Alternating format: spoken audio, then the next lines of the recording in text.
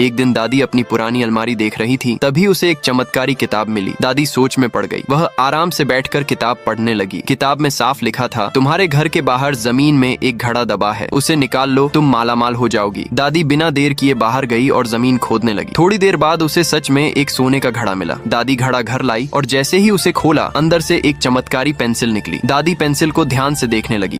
उसने किताब में खाने का चित्र बनाया। थोड़ी ही देर में स्वादिष्ट खाना उसके सामने आ गया। दादी खुश हो गई। इस बार उसने किताब में हीरा लिखा। जैसे ही लिखा, सामने ढेर सारे हीरे आ गए। अब दादी समझ गई कि पेंसिल सच में चमत्कारी है। दादी सारे हीरे बैलगाड़ी में लाद कर गरीबों में बांटने लगी। फिर घर आकर उसने किताब में बंगला लिखा। अचानक उसकी झोपड़ी एक बड़े बंगले में बदल गई। दादी खुशी से नाचने लगी। सुबह दादी मंदिर के पास गई। वहाँ उसने गरीब और भिखारियों को पुराने कपड़ों में देखा। दादी ने तुरंत किताब में कपड़ा लिखा। बहुत सारे कपड़े आ गए और वह उन्हें बांटने लगी। तभी एक चालाक भिखारी दादी की पेंसिल छीनकर भाग गया। वह समझ चुका था कि पेंसिल चमत्कारी है। एक कोने में जाकर उसने कागज पर लाल कोबरा बना दिया। अचानक आसमान से ढेर सारे सांप गिरे। सपेरा तुरंत गांव आया। उसने अपने झोले से सफेद पाउडर निकालकर चारों तरफ फेंका। उसी पल सारे सांप गायब हो गए। गांव फिर से शांत हो गया। लोगों ने उस चोर भिखारी को पकड़कर सजा दी। फिर सबने मिलकर दादी को सम्मानित किया। लेकिन दादी अभी भी रो रही थी, क्योंकि किसी ने लाइक और सब्सक्राइब नहीं किया था।